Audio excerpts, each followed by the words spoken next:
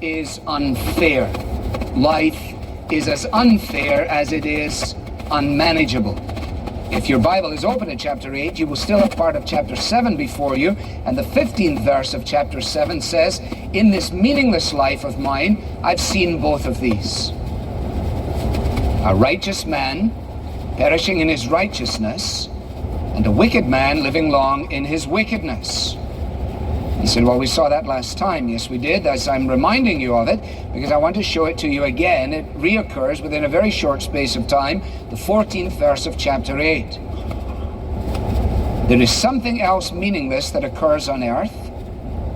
Righteous men who get what the wicked deserve, and wicked men who get what the righteous deserve. Now you imagine a school teacher, he gets his 8th grade class, he takes the 8th grade class, and there are 24 students. He says to them, now everyone on the left-hand side of the room gets an automatic A, and everyone on the right-hand side of the room gets an automatic F. And they say, well, wait a minute, we haven't even begun the class yet. No? Well, that's not fair.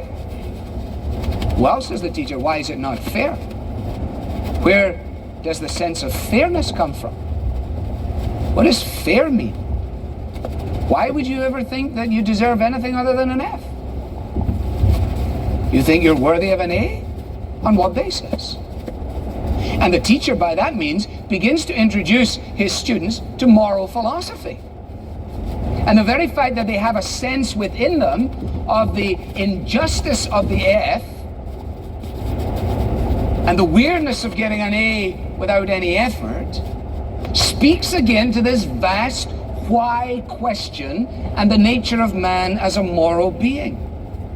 And when you look at life from this perspective, you have to say it isn't fair. It isn't fair. Lovely girls are raped on their way home from school. That's not fair. People cheat like crazy and live in big houses. That's not fair. People do their taxes and walk with rectitude and apparently keep taking it in the throat. That's not fair. And that's what he's saying. Life, he says, is as unfair as it is unmanageable. Verses 17 and 18 at the end of chapter 8. No one can comprehend what goes on under the sun. Despite all his efforts to search it out, man can't discover its meaning. Even if a wise man claims he knows, he cannot really comprehend it. Now, you don't have to be a genius.